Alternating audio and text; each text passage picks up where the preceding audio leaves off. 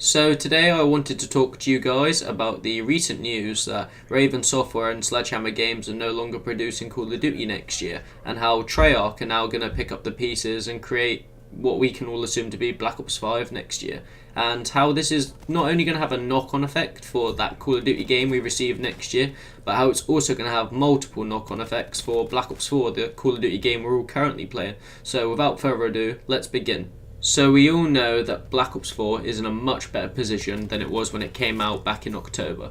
And that's not to say that Black Ops 4 was in an abysmal state back when it launched in October, but it was filled with its own fair share of bugs and glitches and individual problems for the player base. And props to Treyarch, because they've managed to get on and sort the majority of them out now. There are still little bugs here and there, but that's to be expected. But this whole them producing Call of Duty next year is going to leave Black Ops 4, and this, you may disagree, but I feel like this is going to leave Black Ops 4 in a terrible, terrible place, and it's going to leave it riddled with issues, and it's not something that we need or want, or you know what I'm saying here. This is not good for Black Ops 4 in any way, shape or form. Like, how are Treyarch meant to manage to focus all their efforts on producing top-notch content for Black Ops 4 and ironing out other bugs and issues that the game has and will have in the future with newer updates and more DLC releases etc, if they now need to focus all of their resources on creating this Call of Duty game for 2020?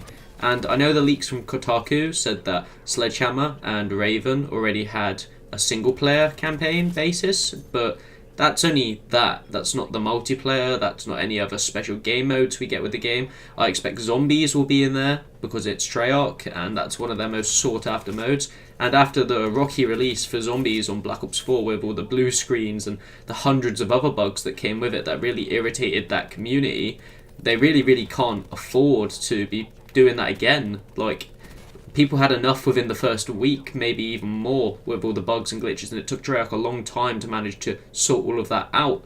And if they release this game with even worse bugs than Black Ops 4 has, then the community is going to be very angry. And I think the biggest thing to remember here is that these developers are used to having 3 years that they can dedicate to creating this game and trying to make it as top-notch as possible.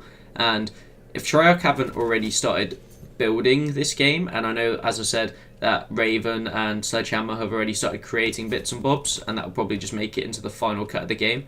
But if Treyarch themselves haven't already started creating content and bits and bobs for, let's call it Black Ops 5 at this current moment in time, then they've only got a year and a half to actually knuckle down and get this game made. And that's almost half of the time that you usually... Well, no, it is half of the time that you usually have. And, you know, as I've already said, Black Ops 4 came out with stupid amount of issues, and I love the game now, again, but it did come out with those issues, and nobody can say different. And having half the development time to create a game is only going to double, if not triple, the amount of issues this game comes out with.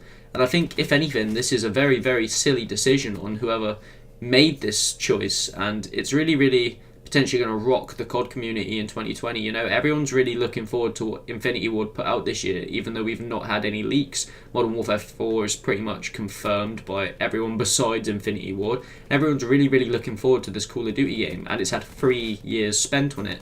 And this game coming out could blow fans away, and then the year after, Black Ops 5 having only a year and a half's worth of work done to it, and it could completely sink it, not just the game, but the franchise itself. And that sucks. That totally sucks, but it's what could potentially happen here, guys. And going back over to thinking about Black Ops 4 again, how is Black Ops 4 going to be kept alive for what is now going to be a 2-year cycle, if anything, over a 3-year cycle, when, as we've already stated God knows how many times, they're going to have to focus all their resources on building this new game, you know? People are hyped about, for instance, Zombie Chronicles 2, because, let's be realistic, we know Treyarch are going to want to cash in on that. Zombies Chronicles for Black Ops 3 is the best-selling map pack of all time for Call of Duty, and at their original conference for Black Ops 4, I can't remember who actually said it, but somebody asked about Zombies Chronicles 2, and all of the devs said that they would think about it. And we all know they're not going to think about it. They definitely want to work on that and produce that because they know it will sell.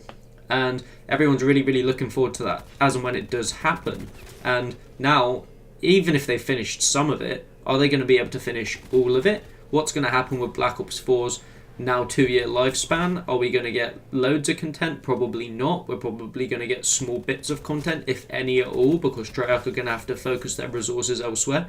And it's just really worrying for Black Ops 4 as a whole, and going forward in the future, and how good this 2020 Call of Duty game will actually be as and when it rolls around. But currently, none of us really know anything. We only know what the leaks have told us from Kotaku, and Kotaku are a reliable source usually, so this is probably going to crop up somewhere in the next couple months or so, or maybe a bit longer than that. But we haven't even had a teaser or any information about Infinity Ward's Call of Duty this year, so I highly doubt that. Well, I would have thought so, but anything's possible. There'll be more information on 2020's Call of Duty before any information drops on 2019's Call of Duty from Infinity Ward.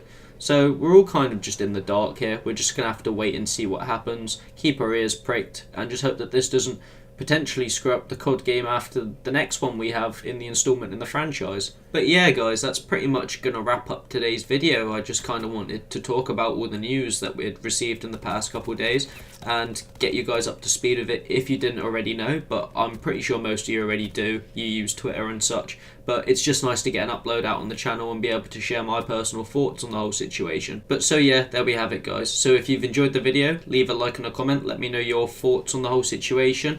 Leave a subscription if you haven't already and turn my post notifications on. Allow the channel to grow. I love seeing it and it makes me feel so rewarded when I see that happening. Go follow me over at Twitch at Zephr Playing. We'll have some streams out there hopefully during the next week or two. Follow me at Twitter at Zephr Playing. And if you want any cool grips or such, go over to fadegrips.store and use my discount code Zephr20 for 20% off over there as well guys. I've been Scott or Zephr. Peace out and I love you all.